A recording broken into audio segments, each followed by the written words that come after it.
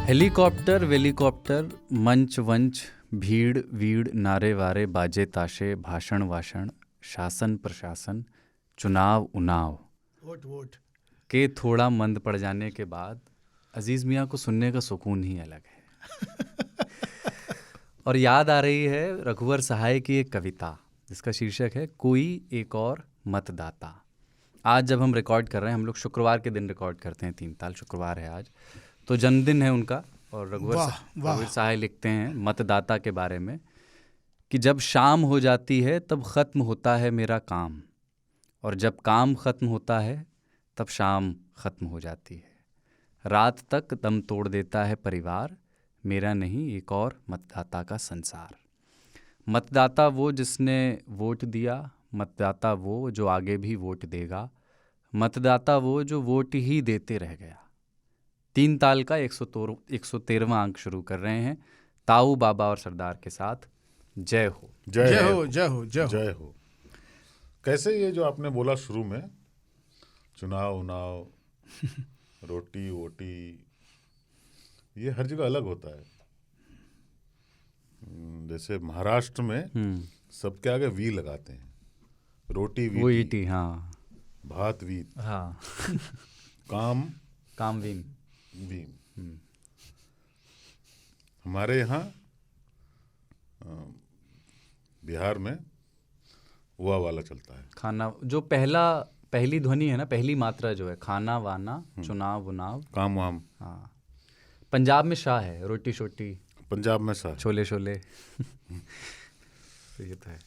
लेकिन अच्छा, चुनाव और उस पर बात करनी है हमें आगे, लेकिन पहले ये बताएं 113वां ये एपिसोड है और 13 अंक को हमारे यहाँ शुभ माना जाता है। बिल्डर्स अपने यहाँ 13वां फ्लोर नहीं बनाते हैं 13वां, उसको 13वां कहते नहीं है, 12A कहते हैं। नोएडा में जहाँ हम बैठ के रिकॉर्ड कर रहे हैं वहाँ एक ही सेक्टर नहीं है, सेक्टर 13 पर नहीं है। चंडीगढ़ में सेक्टर 13 नहीं है। हाँ, सेक्टर 13 नहीं होता, बनाते नहीं है। आप कारबूजिया को बुला लो, किसी को बुला लो, बनने नहीं देंगे। रिस्का डेकाफोबिया बोलते हैं इसको अंग्रेजी में। अच्छा, 13 का डर। तो 113 भी के साथ 113 में कोई बुराई नहीं है। 113 एकदम फिट है क्योंकि वो योजक में है। 113 का पूर्णांक 5 है, कोई संकट नहीं है। 113 योजक। अच्छा, वो अंकों से ना, अंकों में एक और अंक है 20, जो G20 अभी भारत को उसकी सरदारी मिली है, उसकी सर्वदलीय बैठक थी अभी। हाँ, उसके बाद कुछ तस्वीरें आई, वो देखिए, बहुत शानदार तस्वीरें, बड़ा देख के मज़ा सा। इतना असामान्य सा से दुर्लभ से दृश्य हो गए हैं ना। और हम भी चाहते हैं कि उन तस्वीरों को, मतलब आप पहले तो हम अपने श्रोताओं को बता दें तस्वीरें क्या हैं। हाँ, है ना। तो मल्लिकार्जुन खड़गे मोदी जी के एकदम 2.5 फीट की दूरी पे खड़े हैं ना, मतलब पेट से पेट टकराना चाहता है एकदम, और अपनी जैकेट की जेब में हाथ डाले हुए हैं। सीताराम येचुरी का एकदम हाथ मोदी जी चापे हुए हैं धर के एकदम बाएं तरफ से, और बहुत ज़बरदस्त मुस्कुराहट। हाँ, भयंकर मुस्कुराहट, अठखेलियाँ, डी राजा एकदम दांत खींच निपोरे हुए हैं, CPI वाले जो हैं, है ना। फिर आपकी ममता दीदी मधुरत्व के साथ में एकदम जो उनकी हाफ स्माइलिंग फेस होता है उस मुद्रा में वहाँ पे खड़ी हैं। अरविंद केजरीवाल आशीर्वाद के आकांक्षी। हाँ, आशीर्वाद जैसा है वो, जो आशीर्वाद उन्होंने MCG रिजल्ट के बाद मांगा वो तस्वीर में वो पहले ही मांग चुके थे दरअसल। तो अंदाज़ा रहा होगा उनको परिणामों का, इसलिए उन्होंने पहले आशीर्वाद मांग लिया, सशरीर भी, और फिर उसके बाद में मीडिया के सामने भी उनसे आशीर्वाद मांग लिया। तो तस्वीरें बड़ी मज़ेदार हैं, और मैं ये चाहता हूँ कि बड़े बड़े फ्लैक्स, आदम कद, मतलब आप सोचिए ना, दिल्ली में DDA की बिल्डिंग है, पुलिस मुख्यालय है, ली मेरिडियन होटल है, इस तरह के होटलों में बड़ी बड़ी वो तस्वीरें कई मंजिला इन इमारतों के बाहर लगा देनी चाहिए, ताकि जो रोड पे लड़ाई करने वाले भक्त हैं ना, अलग अलग खेमों के, कोई सुर्ख है, कोई भगवा है, कोई हरियर है, कोई नीलाम्बुज श्यामल कोमलांगम, है ना, कोई पीतवर्णी है ना, कोई भगत सिंह बना हुआ है, कोई अंबेडकर वाला है, कोई समाजवादी है, उन सबको देखना चाहिए कि ये देखाव का हो रहा है। सब मिले हुए हैं। हाँ, सब मिले हुए हैं जी, इंक्लूडिंग केजरीवाल जी। तो तस्वीरें बड़ी मोहक हैं वो। लेकिन मुझे भी लगता है कि मोहक तस्वीरें हैं, पर मुझे नहीं लगता दुश्मनी ख़त्म हो जाती है, और ये लोग सिर्फ कैमरे के लिए और उस मीटिंग के लिए हाथ मिला रहे हैं, शिष्टाचार नहीं, गैंगस्टर तो है नहीं, ताऊ गैंगस्टर तो है नहीं। राजनीति बिल्कुल गैंगस्टर की हो गई है। इन लोगों को हत्या करने के अलावा बाकी सब कुछ करने को तैयार है ये। नहीं, बिल्कुल वो सब कुछ करेंगे, लेकिन क्योंकि वस्तुतः गैंगस्टर नहीं है घोषित रूप से, खादी ही पहन रहे हैं ये लोग और राजनीति में हैं, इसलिए मिलते समय एकदम मुंह चियार के मिलते हैं। वो तो गैंगस्टर भी मिलते हैं। आप कभी गैंगस्टरों को मिलते हुए देखो, गले मिल के। नहीं, हमने देखा है मिलते हुए, मिलते हुए भी, लेकिन हमने दूसरी तरह से मिलते हुए भी देखा है। बगल से गाड़ी निकली, फिर गाड़ी थोड़ी सी धीमे की और उसमें से फिर राइफल निकाल के ताव ताव ताव ताव। वही होता है ना, पचफेरा चलने लगता है। लेकिन इनके अनुयायी तो गैंगस्टर जैसे ही है ना। वो हैग्ड टू डेथ वाली खबरें जो केरला से आती हैं या जो आप बता रहे हैं, उसमें तो सब राजनीतिक वजहों से ही लोग हत्या कर रहे हैं। पर ये कि एक चीज़ है कि ये जो शिष्टाचार है जिसके बारे में ये बार बार ये कहते हैं कि राजनीति का शिष्टाचार विलुप्त हो गया है, ये 10-15 साल से तो मैं सुन रहा हूँ। उसके पहले वाकई था क्या? आप लोगों की स्मृति के समय में भी यही कहा जा रहा था। हाँ। राजीव गांधी और वीपी सिंह के समय में भी यही कहा जा रहा था। आपके लालू, नीतीश, जॉर्ज, मुलायम सिंह, इन सब लोगों के रजीम के दौरान भी यही कहा जा रहा था कि राजनीति जो है शिष्टाचार विहीन हो गई है। संजय गांधी के लिए तो बहुत खोल तोल के कहा जाता था कि शिष्टाचार की अर्थ ही इन्होंने उठा दी है। राजनीति में जो शिष्टाचार था वो ख़त्म हो गया। नए नए लौंडों को राजनीति में ले आए और पुराने लोगों को जो है इन्होंने सूली पे टांग दिया है। न नैतिकता बची है, न पुरानों का कोई सम्मान बचा है, न समर्पित लोगों की कोई इज्जत बची है। दुनिया जहान की बातें कही जाती रही। वामपंथी दलों में भी ये कहा जाता है कि शिष्टाचार खत्म हो गया। ऐसा नहीं कि वहाँ पे कोई मामला मुक्त था। तो शिष्टाचार की समस्या जो है सब जगह पे रही। एक आध पार्टियां ऐसी हैं जो बहुत बड़ी पार्टी हैं देश दुनिया की, वहाँ पे शिष्टाचार की समस्या और व्यापक है। वहाँ शिष्टाचार इतना ज़्यादा कर दिया गया है कि वो मतलब आरोपित शिष्टाचार है, इम्पोज्ड शिष्टाचार।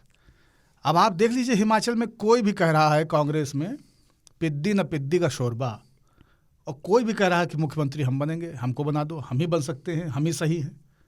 मजाल है किसी स्टेट में इस वक्त जो मुख्यमंत्री थे गुजरात के, वो कह दें कि हम मुख्यमंत्री बनेंगे।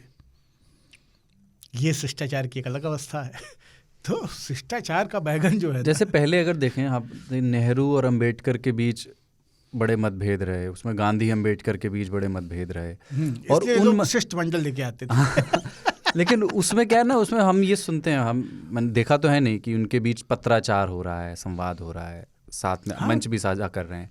बात के दौर में मंच शेयरिंग को लेकर के, स्टेज शेयरिंग को लेकर के, या एक फ्रेम में नहीं था। हाँ, व्हाट्सएप नहीं था, पत्र ही थे, और लोग पत्र सार्वजनिक कर देते थे।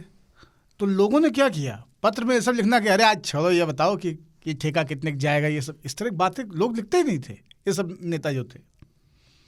और इन लोगों के पास उस वक्त वो अवसर भी नहीं था। लेकिन राजनीतिक लड़ाई तो खूब भयंकर थी। आप ये देखिए ना कि गांधी जो है खुला सुभाष चंद्र बोस से पंगा लिए हुए थे, और चुनाव हार गया उनका आदमी। बट ये क्या नाम था इनका, अब ध्यान नहीं आ रहा है, जो जिसको गांधी जी ने कहा कि ये हमारी हार है, और सुभाष चंद्र बोस जो है वो कांग्रेस का चुनाव जीत गए थे। तो ऐसा नहीं कि कटुताएं नहीं थी, कंपटीशन नहीं था, आपस में एक दूसरे के प्रति जलन, ईर्ष्या, प्रतिस्पर्धा, सारी चीज़ें तब भी थी। लेकिन और इन पत्रों का जिनका आप जिक्र कर रहे हैं, उन पत्रों को कभी आप देखें तो उसमें अपने हालचाल की कहानी है ही नहीं। वो पत्र दरअसल एक दूसरे को भाषण दिया जा रहा है। तो यहाँ से इन्होंने 3 पेज का पत्र लिखा है, उसके जवाब में फिर उधर से 4 पेज का पत्र आया है। अन्ना आंदोलन के दौरान जब वो आंदोलन शुरू हुआ तो इसी तरह का पत्राचार अरविंद केजरीवाल और अरुणा रॉय के बीच भी चल रहा था। जो घूमता था। और ये पत्र लिखे इसी कॉन्शियस से जाते थे, तब भी अम्बेडकर जी के समय में भी और अभी भी, कि ये बाहर जाएंगे, कोई व्हाट्सएप का स्क्रीनशॉट शेयर करेगा तो मैंने क्या लिखा पब्लिक जानेगी तो वो लिखो जो पब्लिक को जानना चाहिए। बहुत क्लियर था मामला।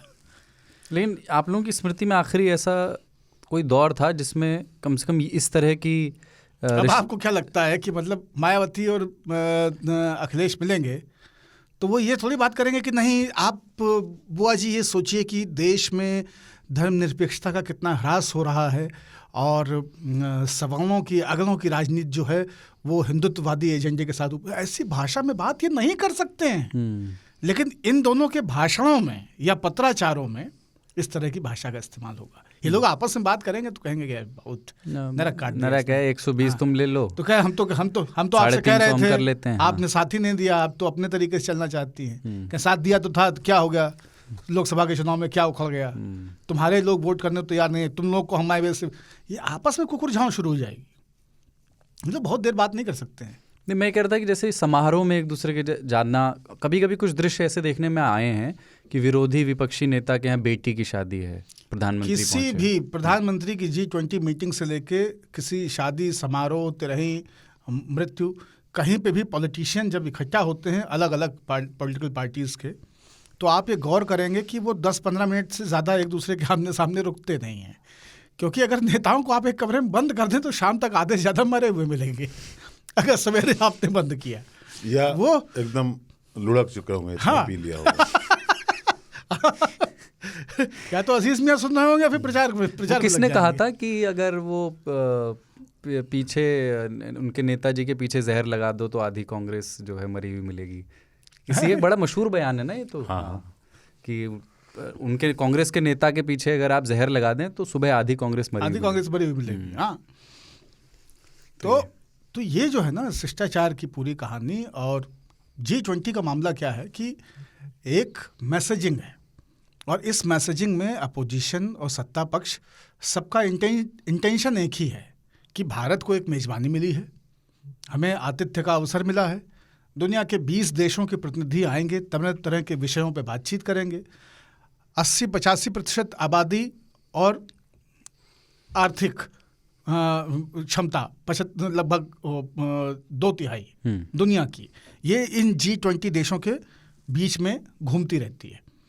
तो इतनी बड़ी आबादी और इतने बड़े मार्केट की जब मेज़बानी का काम भारत को मिला है, तो उसमें अपोजिशन ये नहीं दिखाना चाहता है कि नहीं हम तो इसमें पीले पड़े थे, हम तो पेल देंगे, कि तुम पहले किसानों की आत्महत्या का मामला निपटाओ तब उसके बाद G20 होगा। तो वो ये नहीं दिखाना चाहते हैं। सत्ता पक्ष दिखाना चाहता है कि भाई हम समावेशी हैं, सबको लेकर साथ चल रहे हैं, क्योंकि आमतौर पर इंटरेस्ट का जेस्चर है, इसमें सबको साथ आना ही है। 15 अगस्त के समारोह की तरह है G20। तो सर्वदलीय बैठक पहले भी बुलाई गई हैं, पर आप ये देखेंगे अक्सर कोई ना कोई दल, बड़ा दल, ममता बनर्जी की पार्टी या मार्क्सवादी बहिष्कार कर देते हैं, नहीं जाते हैं। लेकिन इसमें सब अंतर्राष्ट्रीय मामलों में हालांकि सर्वदलीय बैठकें जो बुलाई गई हैं, पहले भी बुलाई जाती रही, अब तो कम हो गया है। अब तो बहुत कम हो गया, पहले बहुत बुलाई जाती थी, क्योंकि अंतर्राष्ट्रीय मसलों पर हम कोई बहिष्कार, विरोध इत्यादि नहीं करेंगे। सब एक मत से भारत की सारे राजनीतिक दल इकट्ठा होंगे, राष्ट्रीय एटलीस्ट, ये हमारी परंपरा रही है। पहले तो इनफैक्ट ये भी होता था कि प्रधानमंत्री जब विदेश दौरे पर जाते थे तो क्योंकि पहले कम जाते थे, हाँ, तो सर्वदलीय बैठक होती थी कि मैं वहां जा रहा हूँ, हाँ, और मैं ये बोलूंगा वो ठीक है या नहीं। फोन पे भी बातचीत करते थे, हाँ, प्रमुख लीडरान से। और एक परंपरा ये भी थी कि जो अंतर्राष्ट्रीय अतिथि आते थे भारत में, तो प्रधानमंत्री या विदेश मंत्रालय के लोग ये सुनिश्चित करते थे या इसका प्रबंध करते थे कि उन राष्ट्राध्यक्षों को अपोजिशन के कुछ लीडरान से भी मिलवाया जाए, ताकि ऐसा नहीं हो कि आप एक पार्टी से बात कर रहे हैं, आप एज एक नेशन के तमाम सारे फ्रंट्स से बातचीत कर रहे हैं। हम कोई एक आइसोलेशन वाली बात नहीं है। और वो कॉन्फिडेंस जो है ना, ये कॉन्फिडेंस हर तरफ से दिया जाता था कि आप भारत के साथ जिस भी तरह के ताल्लुकात बना रहे हैं, इन ताल्लुकात में हम सब लोग, वो परंपरा कमोबेश कायम है कि ओपोजिशन लीडर्स से मिलते हैं। जनरली जब बड़े लोग आते हैं तो एक बार वो सोनिया गांधी, राहुल गांधी, कांग्रेस के लोगों से जरूर ही मिलते हैं। अच्छा, तो आज अपन किन किन विषयों पे बात करेंगे मैं बता देता हूँ। तो बॉडी लैंग्वेज पे बात हो गई नेताओं की, पर आज खूब नेताओं पे बात इसलिए भी होगी क्योंकि चुनाव नतीजे अभी आए हैं, कल आए हैं, हम लोग शुक्रवार को रिकॉर्ड कर रहे हैं, और बड़े समाजवादी नतीजे हैं इस बार के। हाँ, सबको मिला है और सबने कुछ कुछ खोया भी, जो डिजर्व नहीं करता था उसको भी मिला है। गुजरात मतलब एक ने कहा था कि हम नहीं लेंगे तो उसको जबरदस्ती दे दिया गया है। नहीं, जब बड़के जीजा घर से चले गए, स्टेशन पहुंच गए, तो फिर उनको घर से फोन गया, भैया वो बैग में एक पैकेट रख दिया था, देख लीजिएगा, हाँ, कहीं इधर उधर ना हो जाए, है ना, क्योंकि बड़के जीजा घर पे ले नहीं रहे थे न्यौछावर, है ना, चले गए थे, तो जो नहीं लेना चाहते उनको भी मिल गया। लोगों ने कहा नहीं हम तो देंगे, लोगों ने कहा हम तो देंगे भाई। बड़के जीजा को मालूम था घर पे ही, लेकिन वहां पे बोले नहीं, अनजान बने रहे कि रख दिया गया, तो अच्छी बात है। नहीं, उन्होंने आभार जताया है। तो इस पे इन चुनाव नतीजों पे बात करनी है, समाजवादी नतीजों पर, और चुनाव के उन दृश्यों पर भी जो शोर में दब जाती हैं। उसके बाद आप मोरबी के पुल की बात कर रहे हैं? मैंने तो ऐसा कुछ कहा नहीं, पर अगर आप उस पर करना चाहते हैं तो ज़रूर, क्योंकि वहाँ भारतीय जनता पार्टी बहुमत से बड़े अंतर से जीती है। इस पर बात करते हैं। बिल्कुल। ऑनलाइन वोटिंग से ऑक्सफोर्ड ने वर्ड ऑफ द ईयर चुना है, और इस साल का जो वर्ड ऑफ द ईयर है वो है गॉब्लिन मोड। तो ये क्या बला होती है, इस पे बात करेंगे। और इस साल के हमारे गूगल सर्चेस क्या रहे, हमारे पसंदीदा शब्द क्या रहे। 3 ताल से बहुत सारे शब्द, पहला जो सीज़न था 3 ताल, मतलब पहला साल जो था, उससे बहुत सारे शब्द निकले, पर इस साल 3 ताल से कौन से शब्द निकले ये भी अगर हम खोज पाए तो उस पर बात करेंगे। और बिजार खबर में उस भतीजे की बात जिसने नाक की लड़ाई में चाचा का कान काट लिया। बहुत सही। बाबा ने ऐसे ही होनहारों को विचित्र वीरे की संज्ञा दी है। कुछ गीली लकड़ी पे सूखी लकड़ी रखने का मामला था, चाचा पे गुस्सा आया, फिर वो गरिमा की लड़ाई, प्रतिष्ठा की लड़ाई बन गई दोनों में, और गुस्से में नाक काट ली। तो इस खबर की भी सप्रसंग व्याख्या करेंगे, और आखिर में प्रिय 3 तालियों की चिट्ठियां हैं। पर पहले एक छोटा सा ब्रेक ले रहे हैं। जय हो, जय हो, जय हो।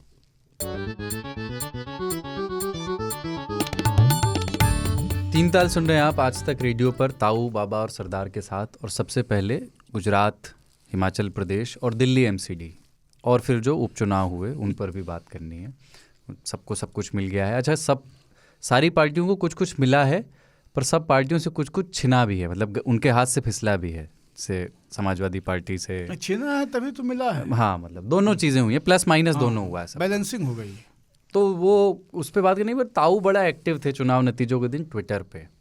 नहीं, बहुत ज़्यादा नहीं। हाँ, पर वो जब मैंने भी नोटिस नहीं किया, मैं इलेक्शन कमीशन की वेबसाइट खोलकर बैठा था, पर मैंने ध्यान नहीं दिया। ताऊ के ट्वीट के बाद ही मैंने देखा कि उन्होंने बाय इलेक्शन की स्पेलिंग ऑफिशियल इलेक्शन कमीशन की वेबसाइट ने गलत लिख दी है, और BYE बाय, टाटा बाय वाला, बाय वाला। तो उसी के बाद ये प्रस्ताव आया हमारी टीम में कि जिस हिसाब से उन्होंने लिखा है गुजरात में, तो अब चुनाव होने नहीं चाहिए। 50 साल तक जो है वो रेफरेंडम करा के कहानी खत्म करनी चाहिए, चुनावों को अलविदा। पर ये आजम खान के लिए भी एक तरह से बाय इलेक्शंस, हाँ, उनके लिए ये बाय इलेक्शन था पूरी तरह शुद्ध रूप से, और उनके लिए टाटा बाय बाय हो गया। और मतलब अखिलेश, हमको लगता है कि कहीं ना कहीं अंतर्मन खुश भी होंगे, क्योंकि हाँ, चचा बहुत दाग हो गए थे, उनको ढोना पड़ रहा था, वो पनौती भी हो गई थी। और उनके एक चचा जो चचा विधायक हैं, तो एक सरेंडर कर दिए और एक सिलेंडर हो गया। तो ये भी है, वो साथ में आ गए। चचा लोगों ने चचा का कान आपने बताया ही, भतीजे ने क्यों काटा कान, आप समझ जाइए। लेकिन वो भी कि गुजरात में एंटी इनकम्बेंसी इतनी जबरदस्त थी कि बीजेपी 26 सीटें हारी। लक्ष्मण चाचा अश्व लेके गए हुए थे, ये अश्वमेध का, और भतीजों से लड़ाई कर रहे थे। तो भतीजा जो चाचा से लड़ के और फिर कहेंगे नहीं अब तो घोला हमें लग गए रही, अब तुम कह लो जो हम करे कहो। चाचा भतीजे की लड़ाई जो है बहुत कर्री लड़ाई है। तो थोड़ा गुजरात से शुरू करते हैं, क्योंकि सबसे प्रचंड बहुमत वहीं मिला, मतलब इतने प्रतिशत वोट मिले, इतने कभी मिले। ये बहुत नुकसान हुआ है गुजरात में। 182 में से आप सोचिए कि 2.5 दर्जन सीटें भाजपा को कम मिली हैं। 182 क्यों तो हारी गए ना भाई। अब आप ये सोचिए ना कि ये जो 26-27 सीटें हैं, अब इन पे विकास कार्यों की जिम्मेदारी कौन लेगा? तो इतना ये नहीं होना चाहिए था। लोगों को जब मन बना लिया था प्रचंड बहुमत का, 182 पूरा देना चाहिए था कि भाई अगली बार से आप लोग को देखेंगे, इस बार फुल ऑन। लेकिन ये उन्होंने बोला भी, प्रधानमंत्री ने, तो कि नरेंद्र जो नहीं कर पाए वो भूपेंद्र ने किया, और मैं चाहता था कि भूपेंद्र जो है नरेंद्र का रिकॉर्ड तोड़ें। लेकिन भूपेंद्र भाई पटेल माइकल कॉलिंस नहीं हो गए हैं, मतलब भूपेंद्र भाई का क्या है कि जीत तो नरेंद्र भाई की है। हाँ, वही भूपेंद्र भाई नरेंद्र भाई की बदौलत है, है ना। और भूपेंद्र भाई 4 साल के लिए मुख्यमंत्री हैं, तो रहेंगे, मतलब 1 साल पूरा कर चुके हैं वो, 4 साल और रहेंगे, 5 साल उनका पूरा हो जाएगा, और फिर कोई और आ जाएगा अगले चुनाव के ठीक 1 साल पहले, एक नया मुख्यमंत्री होगा। पर ये बड़ा इंटरेस्टिंग मॉडल है। कि आप चुनाव से पहले पूरी कैबिनेट, तो एंटी इनकम्बेंसी को आप गायब कर देते हैं क्योंकि उस समय के मौजूदा विधायक मौजूदा कैबिनेट के खिलाफ जो थोड़ा गुस्सा होता है। उत्तराखंड में किया, उसका फायदा मिला। हाँ, हिमाचल में ये करने से चूक गए, वहां पे नुकसान हो गया। आप वोट कर दिया था, लेकिन जो बागी थे वो ज्यादा मजबूत थे। नहीं 20 में से 3 तो जीत ही गए बाबा। अरे नहीं, मुख्यमंत्री वगैरह ये बदल देते ना, तो ये जो आप सोचिए ना, क्या मतलब कोई जीत है वो। हिमाचल में क्या है बाबा कि बहुत कठिन था इनका जीतना। हिमाचल की जनता दूसरे टाइप की है। ये मतलब उनको यार कुछ है नहीं ना। आपके यहाँ अच्छी अच्छी सड़कें होती हैं, फैक्ट्री लगती है, ये सब होता है। गुजरात में इतने सारे पोर्ट हैं, नए नए सिटी बन रहे हैं, गिफ्ट सिटी, फलाना सिटी, वो सब तो हिमाचल में होता नहीं है। हिमाचल में सड़कें बहुत मुश्किल से गांव तक पहुंचती हैं। मतलब 2 मेन रोड है और बाकी सब MDR है ना।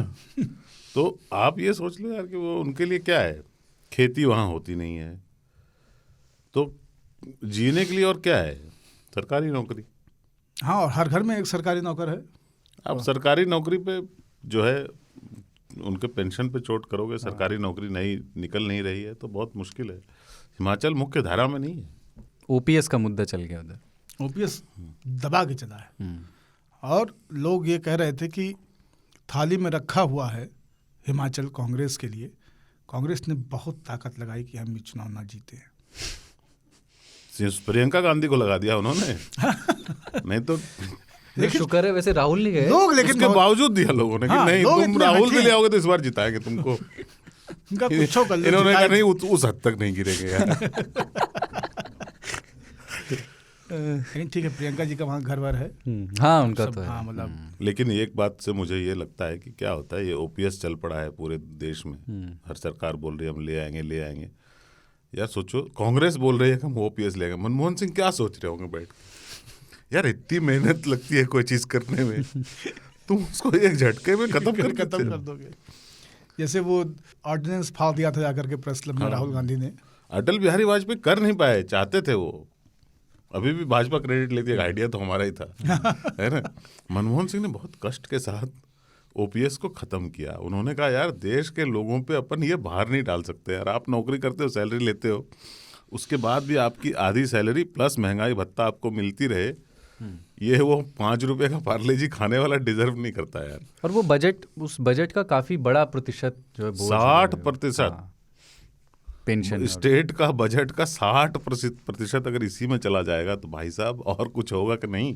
बिल्कुल, स्कूल बनेगा ना। और अब बाकी दुनिया क्या काम नहीं करती है, सब सरकारी नौकर सारे लोग काम करते हैं। इसीलिए मतलब मेरा व्यक्तिगत मानना ये है कि अगर पेंशन स्कीम जैसी कोई चीज देश में आपको लानी ही है तो आप असंगठित क्षेत्र के लिए, सबके लिए लाओ, न्यूनतम मजदूरी जैसा कुछ सबके लिए आप ला के दे दीजिए कि भाई सारा तो नहीं दे सकते, लेकिन ये 15,000 रुपये हम सबको देंगे, ये 12,000 रुपये हम सबको देंगे राज्य की न्यूनतम मजदूरी के हिसाब से, ताकि जिस व्यक्ति ने जिंदगी भर अपनी पीठ पे सीमेंट उठाया है, अपने सर पे कोयला ढोया है, जिस व्यक्ति ने जिंदगी भर लकड़ी काटी है, पटरे चीरे हैं, चुनाई की है, ईंट गारा वो भी तो राष्ट्र निर्माण कर रहा है और सीमेंट डाला है। गडकरी जी अकेले खुद किसी रोड पे थोड़ी खड़े होते हैं भैया।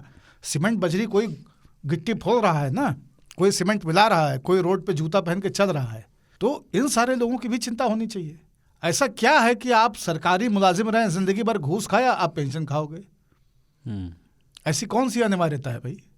और आपने ऐसा क्या किया है राष्ट्र निर्माण में जो बाकी लोगों ने नहीं किया है?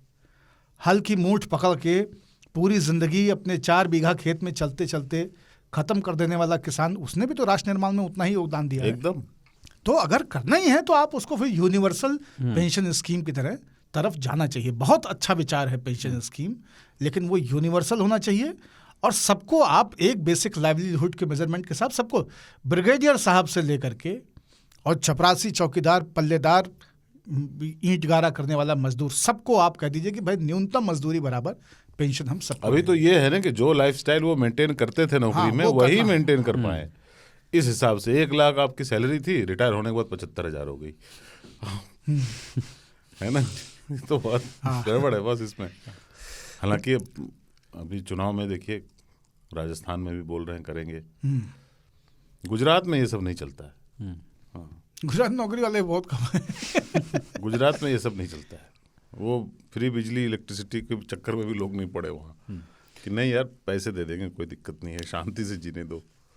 अच्छा, एक चीज़ है कि जैसे बीजेपी का ये जो प्रचंड सक्सेस वाला जर्नी है पिछले 8-9 साल का देखें, इसने मतलब ये बात कई बार पहले भी हो चुकी है, उत्तर प्रदेश चुनाव के बाद भी हो चुकी है, लेकिन इसने अस्मिता की जो राजनीति हमारे यहाँ शुरू हुई थी कई दशक पहले, उसकी सीमाएं नहीं तय कर दी हैं। मतलब जैसे नरेंद्र मोदी गुजरात में एक तरह से कास्टलेस हो गए हैं और उनको हर जाति का व्यक्ति वोट दे रहा है। दूसरी बात ये भी कि जो ये नई वाली बीजेपी है, ये बीजेपी के लिए जो अनटैप्ड वोटर्स हैं उनको टैप करने में बहुत अच्छी है। जैसे रामपुर का चुनाव वो जीत ही नहीं सकते थे अगर उन्हें मुसलमानों का वोट नहीं मिलता।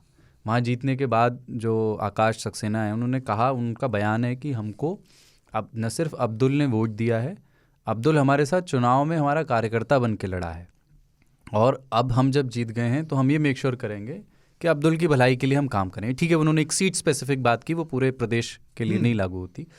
ऐसे ही आदिवासियों का वोट भारतीय जनता पार्टी को ट्रेडिशनली नहीं मिलता रहा है, लेकिन इस चुनाव में आदिवासी बहुल इलाकों पे गुजरात में अच्छा किया है भारतीय जनता पार्टी ने। जब से मुर्मू जी को राष्ट्रपति बनाया उसके बाद से जहाँ भी चुनाव हुए हैं, मतलब कम से कम वो टैप, उनका कोशिश यही है कि आदिवासी भी हमारे साथ आकर के जुड़े। 2014 और 19 के लोकसभा चुनाव में दलितों ने bumper vote Bharatiya Janata party को दिए हैं।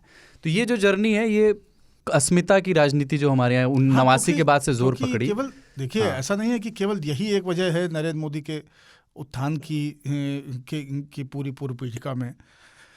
अस्मिता की राजनीति से पहले आपको समझना पड़ेगा कि राजनीति में राष्ट्रीय पार्टियों का चरित्र और क्षेत्रीय पार्टियों का चरित्र, उनमें क्या मूलभूत फर्क है।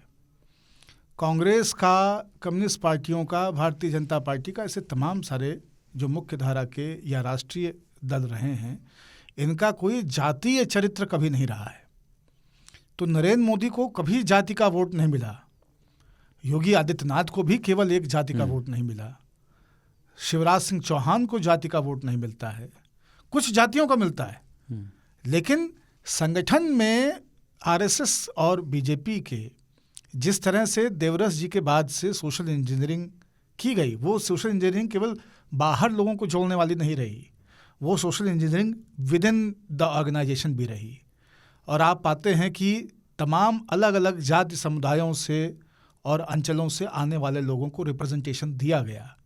वरना क्या ज़रूरत थी कि हिमाचल से आने वाला एक व्यक्ति जो पार्टी का कार्यकर्ता था और एबीवीपी में रहा, उसको आप राष्ट्रीय अध्यक्ष बना दें। आप किसी और पार्टी में ये नहीं कर सकते हैं सहज ही, खास करके जब वो सत्ता में हो। हमेशा उस क्रीम पोजीशन को, जो क्रीम स्टेट्स हैं जहाँ पे सबसे ज़्यादा पावर सेंट्रलाइज्ड है, वो लोग कंट्रोल करना चाहेंगे, वहाँ के लोग रिप्रेजेंटेशन में जाना चाहेंगे। तो लेकिन क्षेत्रीय दलों का ये चरित्र नहीं है। तो आप जो बात कह रहे हैं उसमें यही एक कमाल की चीज़ है। अब कांग्रेस में आप देख लीजिए कि अशोक गहलोत का अपना कोई वोट बैंक नहीं है। नीतीश कुमार का बिहार में कुल वोट बैंक जो है वो 3 से 6% के बीच है। इसके ऊपर हमेशा विशेषज्ञ आपस में टकराते रहते हैं कि इसको 3.5 माने कि इसको 6.25 माने। इसी के ऊपर उनके समाज का, हाँ, उनके समाज का, है ना। तो ये आपको बहुधा ये जगह इस तरह की स्थिति दिख जाएगी। इसलिए जाति से इतर चुनाव को और राजनीति को भारतीय जनता पार्टी जाति से इतर ले गई, लेकिन उसने ऐसा नहीं कि जाति की राजनीति बंद हो गई है। जाति की राजनीति उसने अम्ब्रेला बड़ा, लेकिन उसने जाति के साथ साथ कुछ और बड़े बड़े कॉन्स भी तैयार कर दिए हैं। तो आप जब एक मुंह देखते हैं तो पता चलता है कि नहीं, भाजपा इस मामले में पंचमुखी है, सपा एक मुखी है, बसपा एक मुखी है, आरजेडी एक मुखी है ना, ये आपकी जयंत की पार्टी एक मुखी है। लेकिन जब आप बीजेपी की तरफ देखते हैं तो आपको दिखता है बहुमुखी है, पंचमुखी है। वहाँ से ये असमंजस आता है। आप बहुमुखी से वो खड़गे साहब वाला बहुमुखी मत समझिएगा भाजपा के बारे में। उन्होंने भी 10-15 सीटें कम करवाई हैं। नहीं, उनका दोष नहीं है। कांग्रेस में कोई भी नहीं बनना चाहता था प्रेसिडेंट। तो कोई कहीं तो बदला लेगा वो आदमी। और एक बनना चाहता था, उसको बनने नहीं दिया। तो आदमी अगर कोई काम लेना चाहता है, टास्क, तो वो अच्छा करेगा, फिर वो इनोवेशन लाएगा, कुछ ना कुछ करेगा वो। लेकिन हमने वो होने नहीं दिया। हाँ। और ऐसे आदमी को बनाया जो कि था कि भाई देखो सब बनना चाहते हैं, नहीं तो कोई नहीं बनना चाहता, ये बन जाएगा, इसलिए इसको नहीं बनने देना जो कुछ कर सकता है। तुम आओ, ये कुछ करने लगेगा। हाँ। तो मैंने सोचा था वो बैकग्राउंड में रहेंगे। मैंने पिछली बार हम लोगों ने चर्चा भी की थी, तो उनसे एक्सपेक्टेशन थी कि वो पार्टी को संभालेंगे, लेकिन वो चले गए भाषण देने। बहुत दिक्कत है ना, भाषण नहीं देना चाहिए उनको। केरल के वो उनके पटीदार भी हैं ना, वो इनफैक्ट मैं अभी केरल गया था, हो के आया वहाँ, तो मुझे वहाँ पे मुझे ये आया कि राहुल गांधी जब चुनाव लड़ रहे थे पिछला, तो अमेठी कांग्रेस के कार्यकर्ताओं ने आके राहुल गांधी से कहा कि सर आपकी सीट जो है फंस सकती है, आप केरल से चुनाव लड़ोगे साथ में? तो वो बोले व्हाई नॉट।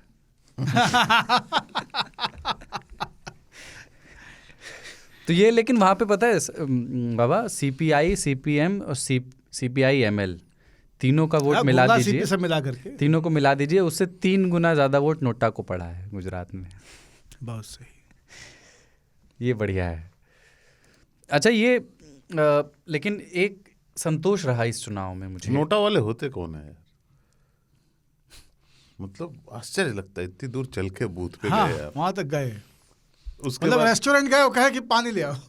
हाँ, क्योंकि अगर उसका सौंफ खा के चल दी। 60% मतदान हुआ है तो वहीं जान लेना चाहिए कि 40% नोटा है। उन्होंने वहीं से कहा कि नन ऑफ दी एबव, मैं घर में रहूंगा। तो नोटा उतना ही नहीं है, नोटा जो जोड़ा जाता है उसमें बाकी जिन्होंने वोट नहीं दिया उसको भी जोड़ना चाहिए। दिल्ली में इस बार आप देखें तो मतलब 50% से अधिक लोग MCD में नोटा थे। हाँ, हिमाचल प्रदेश में भी कम था आपकी बार शायद चुनाव, वो वोट सब जगह कम रहा। हाँ। लेकिन इस बार ये अच्छी रही नतीजों के बाद। मैंने चूंकि सबको कुछ मिला और सबसे कुछ कुछ छिना, तो EVM पर कोई सवाल नहीं आया इस बार। हाँ, ये कहीं इस बार से नहीं शाश्वत रही। बस एक हुआ था कि गुजरात में एक सज्जन जो कांग्रेस के प्रत्याशी थे, मंकोकिया नाम है हाँ, उनका, या मंकोकी तो उन्होंने अपने गले में मतलब मफलर को, झंडे को मजबूती से कस लिया। ये ऐसा प्रिटेंड किया कि मैं फांसी लगा रहा हूँ, क्योंकि उनका ये आरोप था कि EVM से छेड़खानी हुई है। कांग्रेस वाला मफलर जो था, हैं? मफलर कांग्रेस वाला, हाँ, पट्टे वाला था। अच्छा। तो इंटरेस्टिंग वो चुनाव होता है ना कई बार, जब जैसे आप घर में आके कहते हैं कि नहीं गणित में 65 नंबर मिलेगा कम से कम, हम एकदम देख लिए हैं, सब मिला लिए हैं, मास्टर से भी मिला लिए, पूछ लिए हैं, 65 तो मिलबे करेगा, नहीं 72 मिलना चाहिए, लेकिन 65 तो कहीं नहीं गया बाबूजी, आप समझ लीजिए। 45 आया, जूता चलना शुरू हुआ, तब क्या कहें पन्ना गिर गया होगा उसमें से कापी से, तू पन्ना जांची नहीं है। दूसरे पन्ना गिरा होगा, हम 65 से कम नहीं पा सकते। आप हम कांग्रेस वाला मफलर लेके करा आते लीजिए, हैं। आप स्क्रूटनी करवाइए, आप यूपी बोर्ड को लिखिए इलाहाबाद। पन्ना गिर गया होगा उसमें से। पन्ना गिरा है ना उस कैंडिडेट का, पन्ना प्रमुख ही गिर गया उसका। नहीं, वो हुआ कि वो फ़ोन दिल्ली से किया सोनिया जी ने, वो तो यात्रा पर हैं, तो उनको फ़ोन किया कि अरे बेटा चुनाव नतीजे आए तो गुजरात तो बहुत बुरा हार गए अपन कांग्रेस, तो पार्टी का कुछ सोचा है? तो राहुल बाबा ने कहा कि अब आज के दिन पार्टी करेंगे तो अच्छा नहीं लगेगा, कल करते आज आ रहे हैं। कल। लेकिन आपने तो ट्वीट किया कि it is a good time for Ashok Gehlot too, फिर डॉट डाल के छोड़ दिया। देखो उनका पलीता लगने वाला है। अभी रघु शर्मा से इस्तीफा दिलाने की बजाय, चूंकि वो देखिए सचिन पायलट हिमाचल के थे सुपरवाइजर, और अशोक गहलोत तो गुजरात के, है ना। हिमाचल कांग्रेस जीत गई है और गुजरात हारी नहीं है, मतलब लुट चुकी है। 1960 से वोट हो रहा है गुजरात में विधानसभा चुनावों के लिए, इतना गिरे नहीं थे कभी। हाँ, तो अशोक गहलोत कहते हैं कि मैं इसकी मॉरल रिस्पॉन्सिबिलिटी लेता हूं और मैं रिजाइन कर रहा हूं, क्योंकि पलीता तो देखो उनका लगना ही है। नहीं, लेकिन उनका भी तो कमाल है ना। आप अशोक गहलोत की पीड़ा देखिए कि वो जिस राज्य में बैठे हैं उसके बगल के राज्य की उनको जिम्मेदारी दे दी गई, और ये इस तरह से है कि मकान नंबर 185 में आप हैं, मकान नंबर 186 की आपको जिम्मेदारी दी गई है, लेकिन मकान नंबर 185 में 12-15 बंदर कूद गए हैं। हाँ, वो था। तो 186 में बिल्ली दूध पी रही है, तो या तो बंदर या बिल्ली एक चीज संभालनी है। दोनों तो नहीं संभाल सकते एक साथ। तो इन्होंने अपने चपलंडूस को भेजा ना वहाँ एक। हाँ, अपना तो वहाँ पे दूध तो खैर भेजा इन्होंने। हाँ। पिछली बार 2017 में गहलोत खुद स्वयं सशरीर थे और उसकी वजह से ही फायदा हुआ, दिखा कि आदमी जमीन पे काम कर रहा है। इस बार इन्होंने कहा नहीं इधर से मैं निकलूंगा, इधर कुछ गड़बड़ हो जाएगा, तो इन्होंने रघु शर्मा को भेज दिया। रघु शर्मा ने इस्तीफा दे दिया। उन्होंने मॉरल रिस्पॉन्सिबिलिटी, नैतिक आधार, हाँ, उन्होंने कहा कि मेरी जिम्मेदारी बनती है। उनका इस्तीफा हैंड रिटन है, देखा आपने उसमें? उनका हैंड रिटन इस्तीफा है जिसमें उन्होंने लिखा कि नैतिक, ऐसा लिखा तो बाद में ही होगा, पर उसको देख करके कुछ लोगों ने अफवाह उड़ाई कि ये पहले से लिख के रख लिया था, क्योंकि उसमें बीच में एक लाइन थोड़ी सी जगह बची हुई थी, उसमें उन्होंने जोड़ा है कि और मैं अपना इस्तीफा भी दे रहा हूँ। तो वैसा है वो मैं भेजूंगा आपको, हस्तलिखित है। लेकिन ये कि मतलब ये उनको ये लगा होगा कि अभी शाम तक पार्टी की तरफ से अनाउंसमेंट आ जाएगा कि ये सारे प्रभारियों और प्रदेश अध्यक्षों को उनके पद से तत्काल मुक्त किया जाता है, जैसा कि अभी पिछले समय में भी यूपी इलेक्शन के टाइम में हुआ। लल्लू कई लोगों की नौकरी चली गई उसमें जी। तो उनको लगा होगा कि वो होगा। फिर शाम तक कोई कॉल ही नहीं आया क्योंकि सब लोग बैग पैक कर रहे थे, तो उसने कहा खुदा लिख देते यार हमारा इस्तीफा जो है।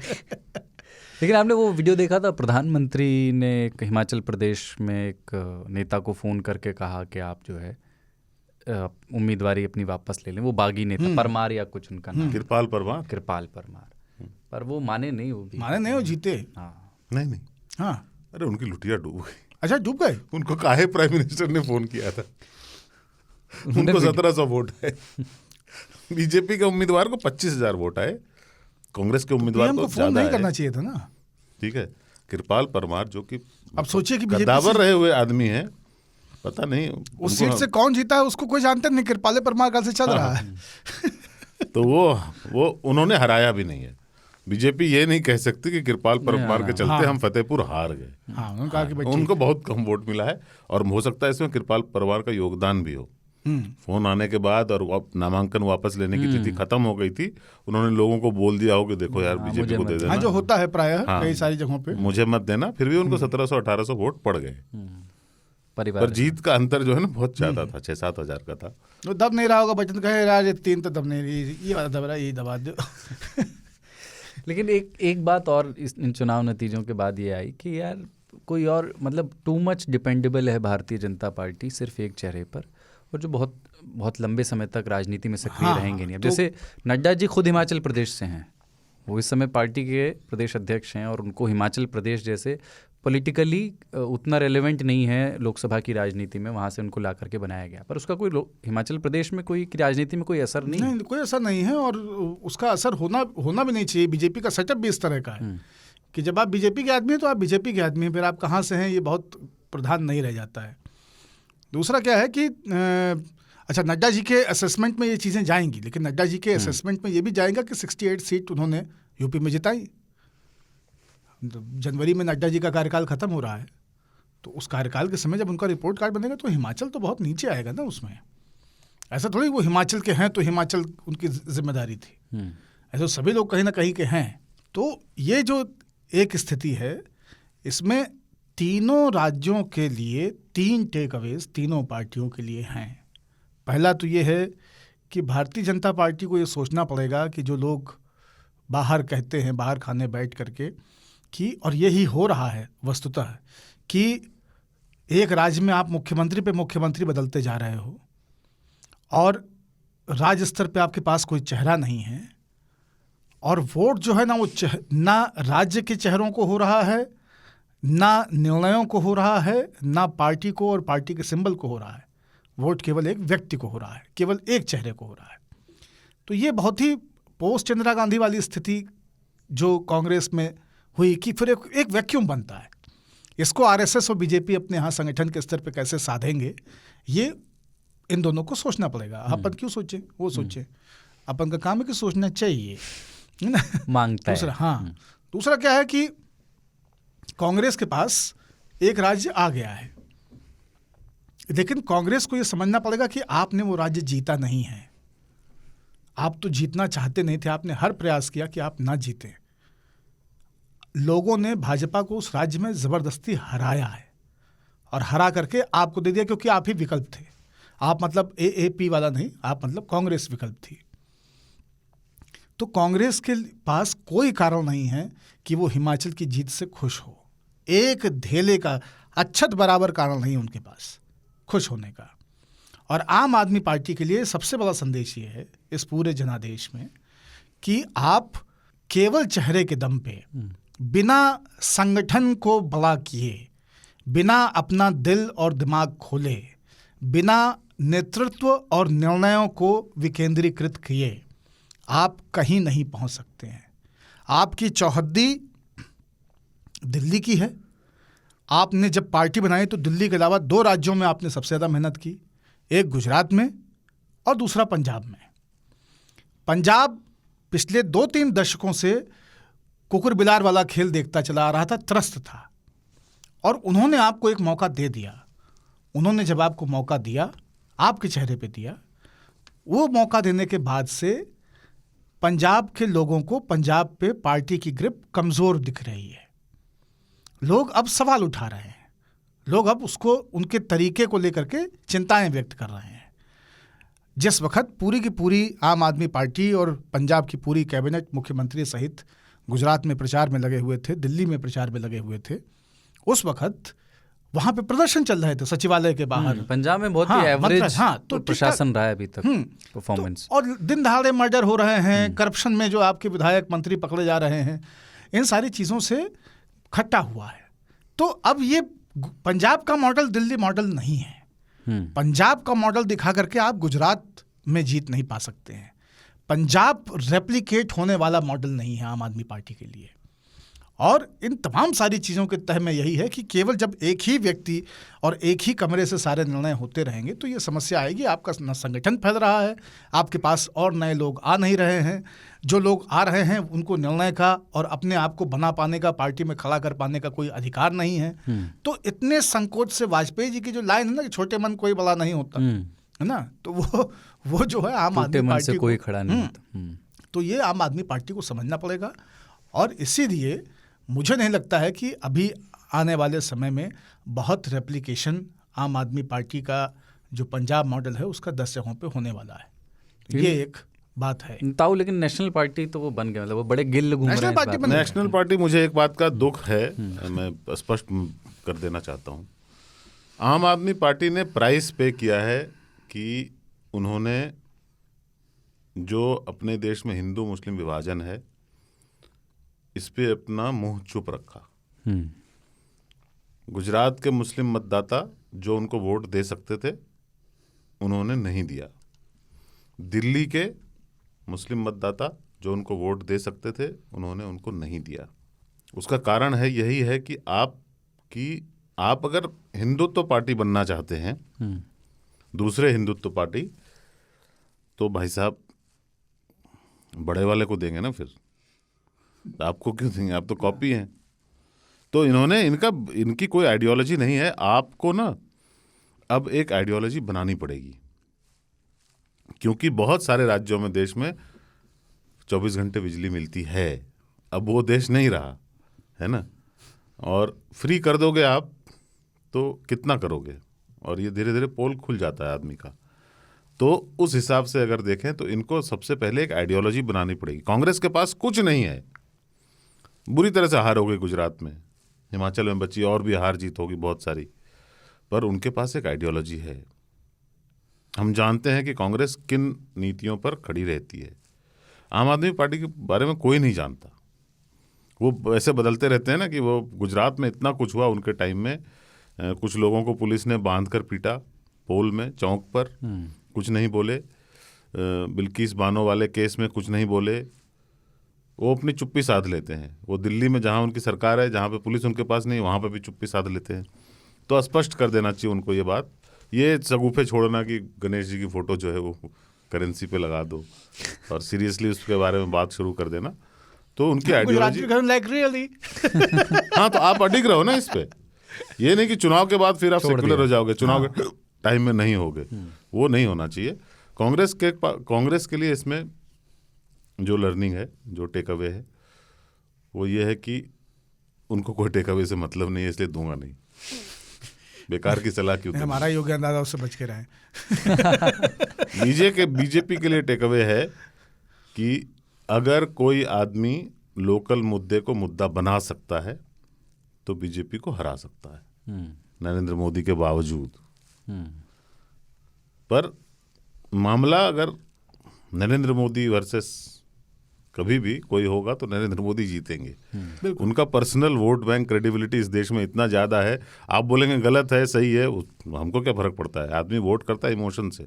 नरेंद्र मोदी को नरेंद्र मोदी आप ये छोड़ दीजिए, अभी लोग बोलते हैं गुजरात तो उनका होम स्टेट है। भैया मैं बताता हूँ, बिहार जाके नरेंद्र मोदी किसी के खिलाफ खड़ा हो जाए, ठीक है, नरेंद्र मोदी की क्रेडिबिलिटी पूरे देश में है, उनकी वो पर्सनल उनकी क्रेडिबिलिटी है। तो आप जैसे हिमाचल में क्या हुआ, नरेंद्र मोदी मुख्यमंत्री बनेंगे नहीं, है ना, वहाँ की समस्याएं सॉल्व होंगी नहीं। अग्निवीर में जवान फंस गए, हिमाचल में है क्या, और सेब अदानी जी ले गए, तो बहुत मुश्किल है ना उनके लिए। और फैक्ट्री वैक्ट्री कुछ है नहीं, सरकारी नौकरी में ओपीएस दे नहीं रहे, तो प्रॉब्लम है। और उस सब चीज़ों से बीजेपी आइडेंटिफाई हुई और लूज कर गई। बीजेपी को ये सोचना चाहिए कि लोकल मुद्दे और लोकल लीडरशिप, आप मानो या ना मानो, हिमाचल प्रदेश में इनकी लीडरशिप, जयराम ठाकुर अपने आप को स्थापित कर नहीं पाए थे, है ना, धूमल साहब बढ़िया रूप में जाने जाते थे वहाँ पे, लेकिन चूंकि अनुराग ठाकुर राष्ट्रीय राजनीति में सक्रिय हैं तो आपने उनको साइड लाइन कर रखा कि एक परिवार से एक ही आदमी होगा, तो अनुराग ठाकुर को आप वहाँ भेज दीजिए यार। तो लोकल लीडरशिप आप वहाँ पे ऐसी बिल्ड नहीं कर पाए। हिमाचल प्रदेश में भाजपा जयराम ठाकुर के नाम से नहीं जानी जाती थी, और लेकिन धूमल का प्रभाव रहा है। हाँ, और अभी भी है, अभी भी, मतलब आप अभी भी धूमल के घर पे लाइन लगती है कार्यकर्ताओं की रोज। हालांकि इस बार ये वाले चुनाव में जो मंडी वाली सीट है जहाँ से अनुराग, इनके यहाँ खास करके अनुराग के आसपास इस बार सारे हार गए बीजेपी, क्योंकि वो वहाँ की जनता देख रही है ना कि हमारे नेता को तो उन्होंने लगा रखा है, अनुराग यहाँ नहीं है तो फिर हाँ, लेकिन रानी का भी इलाका मंडी वाला है ना। नहीं, रानी तो अपर शिमला है। नहीं, मंडी से भी तो उनका ताल्लुक है कुछ। हाँ, मतलब रानी का तो यूएसए है। हाँ यूएसए जो है अपर शिमला एरिया, वो उनका है। अब देखो आपकी मध्य प्रदेश में इनके पास एक चेहरा है, मामा के नाम से मशहूर है, ठीक है, जैसा भी हो, गाना गाते हैं, नाचते हैं, खुश रहते हैं, ढोल बजाते हैं, कीर्तन करते हैं। उत्तर प्रदेश में वो है एक चेहरा, सब परिवार करते हैं, अकेले नहीं। उत्तर प्रदेश में इनके सामने एक समस्या थी पिछले चुनाव के पहले, मतलब कोई एक चेहरा नहीं था। मोदी के नाम पे जीत गए और आपने एक आदमी को अप्रत्याशित रूप से एक्चुअली वो बागडोर दे दी, आपने ये पहचाना कि ये आदमी चेहरा बना लेगा, और उस आदमी ने चेहरा बना लिया। वो इनफैक्ट गुजरात में भी आपका बहुत बड़ा क्राउड पुलर बन गया है। हाँ, ठीक है, और स्पष्ट संकेत हैं, दावोस जा रहे हैं इस बार, अंतर्राष्ट्रीय मंचों पर भी बहुत सही अपनी धमक बनाने के लिए। मिलिंडा गेट्स ने तो आके उनकी प्रशंसा करी थी, है ना। बिहार में इनके पास कोई नहीं है, छत्तीसगढ़ में इनके पास एक है, उनको कोई मानता नहीं। ठीक है, उस हिसाब से देखो तो कहाँ है, हम तेलंगाना में खड़ा कर रहे हैं, अच्छी बात है, पर दक्षिण के स्टेट में आपके पास वो मिस्टर बोम्मई जो चीफ मिनिस्टर बने हैं कर्नाटक के, असम में चेहरा नहीं था बीजेपी के पास, वो ले आए और उसने अपने आप को असम क्या नॉर्थ ईस्ट का बना लिया, नॉर्थ ईस्ट का बना लिया, देश का तीसरा सबसे बड़ा नेता हो गया वो। तो वो उसका एम्बिशन तो अभी इस लेवल पे है, वो खुद को स्वप्न नहीं देखता होगा कि अगले 5-10 साल में वो बंगाल का मुख्यमंत्री होगा, ये भी स्वप्न देख सकता है। हाँ, इतनी तेजी से वो फरफरा रहे हैं। ईस्ट इंडिया कंपनी उसके हाथ में। लेकिन अभी कर्नाटक में जहाँ पे एक बड़ा चुनाव होने वाला है अगले साल, और बड़ा प्रभावी चुनाव होने वाला है, अभी ताऊ होली के आसपास, एग्जैक्टली अप्रैल में, आपके पास कोई नहीं है। बोम्मई साहब चेहरा नहीं बन पाए हैं, बीजेपी के मुख्यमंत्री भले हैं, कांग्रेस के पास 2 हैं, उनसे एक ले लो। है ना। राजस्थान में भी कांग्रेस के पास 2 हैं, क्योंकि राजस्थान में बीजेपी के पास जो है उनको बीजेपी इस बार चाहती नहीं है, तो वहां पे भी इनको चाहिए कि दोनों। राजस्थान में बीजेपी के पास दूसरे वाले हो रहे हैं, विकसित हो रहे हैं। राजस्थान में ना बीजेपी मुफ्त में जीत जाएगी इस बार, डिजर्व नहीं करती, लेकिन मुफ्त में जीत जाएगी। बहुत विकास कार्य करके यूपी में 3.5 मुख्यमंत्रियों की सरकार की वजह से अखिलेश यादव पवेलियन लौट गए। यहाँ पे भी जो 2 मुख्यमंत्री चल रहे हैं इतने समय से, इतना बढ़िया बेहतरीन कुछ काम किए हैं राजस्थान की सरकार ने, कमाल के। आप सोचिए 25-30 लाख रुपए का ओपन बाईपास सर्जरी वगैरह फ्री में हो रहा है और सबका हो रहा है। इससे पहले वाली जो सरकार थी अशोक गहलोत की, पहले मतलब वसुंधरा राजे से ठीक पहले वाली उसमें एक एम्बुलेंस सेवा इन्होंने शुरू की थी, एम्बुलेंस सेवा शुरू की थी, उन्होंने दवा फ्री में बांटनी शुरू की थी। मैं उस वक्त कवर कर रहा था राज्य को, और हमने खुद ये मेडिकल कॉलेजेस के पास मेडिकल स्टोर जितने होते थे वो लोग रो रहे थे लिटरली कि हमने अपना स्टाफ से मुक्त कर लिया है, हम जितना एक दिन में कमाते थे उतना महीने में नहीं कमा पा रहे हैं, क्योंकि सब दवाइयाँ अस्पताल में मिल रही हैं। तो हेल्थ पे उस वक्त भी उन्होंने अच्छा काम किया था। फिर वसुंधरा का कार्यकाल रहा, इस कार्यकाल में उसको ये और आगे लेके गए हैं। लेकिन भैया कुछ भी कर लो, आपका परसेप्शन आपके हाथ में होता है, और ये परसेप्शन यही है कि ये कितना भी बढ़िया सिका हुआ बाजरे का टिक्कर है, लेकिन इस टिक्कर में रेत है। वो दांत के नीचे बाजरा दबाने की कोशिश करोगे तो झन झन मारेगा एकदम। एक वो भी है ना, रशीद किदवई से एक बार बात कर रहे थे तो वो बोले कि कांग्रेस की एक पुरानी परंपरा है ना, अशोक गहलोत ने इतना कुछ कर दिया, एक तरह से बगावत कर दी, CLP मीटिंग नहीं हुई और ये लगा कि अपने विधायक लेकर के अलग हो गए हैं, मान नहीं रहे आदेश। तो बोले कांग्रेस में एक परंपरा है, ठंडा करके खाओ। हो सकता है चुनाव के बाद वो ठंड, क्योंकि अभी राजस्थान में कुछ नहीं हो रहा है, तो हो सकता है कि ठंडा करने का मौसम भी आ गया है, क्योंकि गुजरात में हार भी गए हैं, तो अब फूंकने की ज़रूरत नहीं पड़ेगी। देखो ठंडा करो ना, खीर ठंडी हो जाए तो अच्छी लगती है। ये तो सालन है, लाल मांस ठंडा करके अच्छा नहीं लगता। या मैगी गरम यार निकाल दो, बीजेपी बहुत गरम निकालती है। हाँ वो गरम निकालती, ये है बिल्कुल। चलें तो आप वेजिटेरियन है ना वो लोग। एक ब्रेक ले रहे हैं और चुनाव पर जो बातचीत हुई, चुनाव से इतर भी जो राजनीतिक बातचीत हुई, उस पर आप लोग चिट्ठियाँ लिखिएगा। हाँ, हम लोग गंभीर विश्लेषण नहीं करते। हाँ, तो हम लोग बहुत ठंडा विश्लेषण करते हैं। आप में से कोई अगर बूथ कार्यकर्ता या पन्ना प्रमुख रहा हो इन चुनावों में या इसके पहले भी, तो मेरी इच्छा है कि आप अपना एक्सपीरियंस बताएं, जिस भी पार्टी के लिए रहे हो। एक ब्रेक ले रहे हैं, उसके बाद बिजार खबर।